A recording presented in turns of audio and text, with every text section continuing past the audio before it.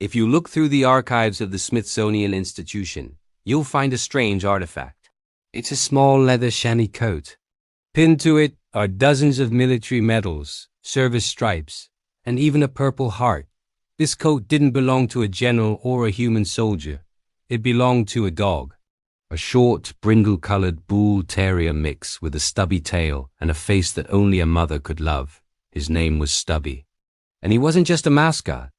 He was the first dog in the United States Army to be given an official rank.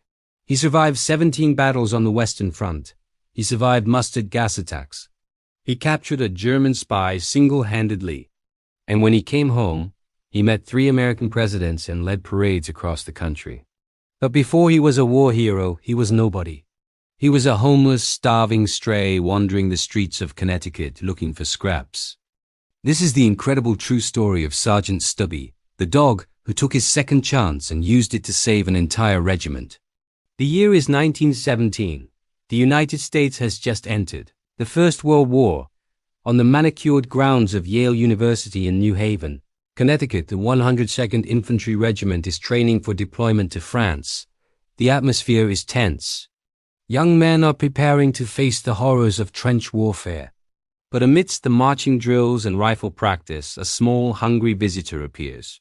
He was a stray dog of uncertain breed, likely a mix of Boston Terrier and Pit Bull. He was cold, wandering through the camp, looking for food and warmth. Most soldiers shooed him away. But one soldier, Private J. Robert Conroy, stopped. Conroy offered the dog a scrap of food. That was all it took. The dog decided, then and there, that Conroy was his human. The dog, whom the soldiers named Stubby because of his short tail, refused to leave. He began training with the men. He learned the bugle calls. He learned to march in formation. Most amazingly, the soldiers taught him to lift his right paw to his eyebrow in a makeshift salute whenever an officer walked by. Stubby became the unofficial mascot of the 102nd. He lifted their spirits. But soon the orders came. The regiment was shipping out to France. Animals were strictly forbidden on the transport ships. Private Conroy faced a choice: leave his best friend behind on the streets, or break a serious military law. Conroy chose loyalty. On the day of departure, he smuggled Stubby inside his heavy military overcoat and boarded the SS Minnesota. He hid the dog in the coal bin of the ship's hold. For days, Conroy would sneak down to feed him. But eventually, the inevitable happened. Stubby was discovered. As the story goes, Stubby was brought onto the deck, right in front of the commanding officer. Conroy was terrified. He was facing a court-martial for smuggling an animal. The officer stared at the dog, ready to order him thrown overboard or locked away. But then, Stubby did exactly what he had been trained to do. He sat back on his haunches, looked the commanding officer in the eye, and raised his right paw in a crisp salute. The officer was so shocked and amused that he broke into a smile. He allowed Stubby to stay. The stray dog had officially enlisted, but the fun was over. They landed in France, and Stubby was about to enter the no-man's land of the Western Front, a place of mud, machine guns, and death. Life in the trenches was a nightmare. It was wet, freezing, and infested with rats. But Stubby thrived. He became an expert rat hunter, protecting the soldiers' food and sanitation. But his true value was much greater.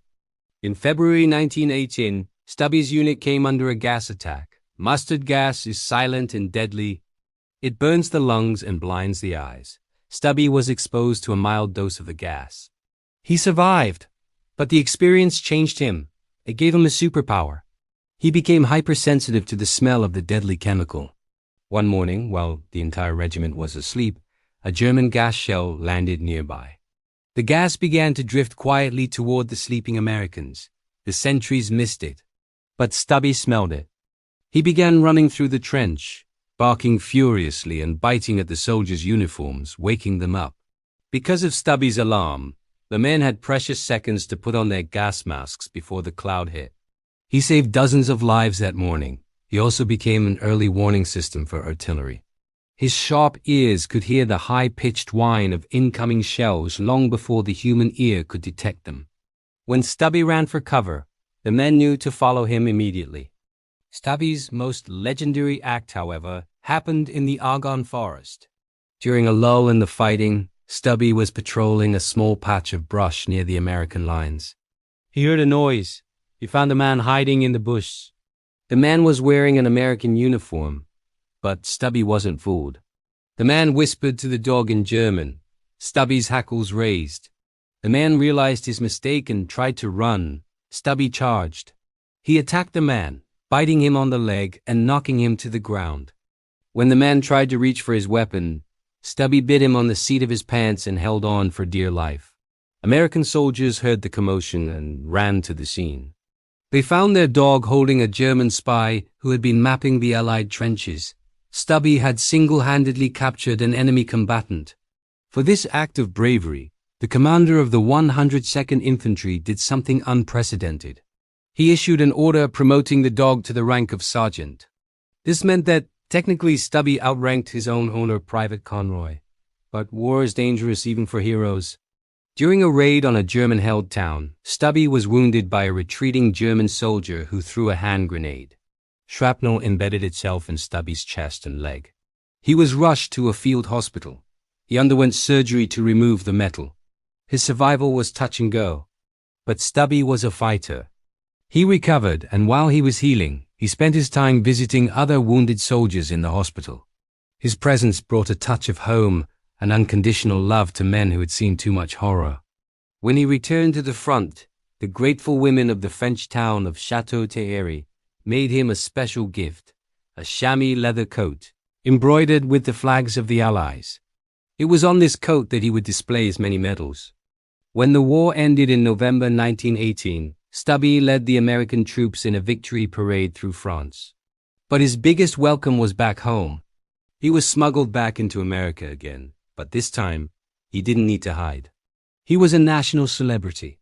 He met 3 sitting OS presidents, Woodrow Wilson, Warren G. Harding, and Calvin Coolidge. He was made a lifetime member of the American Legion and the YMCA. He even became the mascot for the Georgetown University football team, where he would nudge the ball around the field during halftime, delighting the crowds. Sergeant Stubby died in his sleep in 1926 in the arms of his best friend Robert Conroy.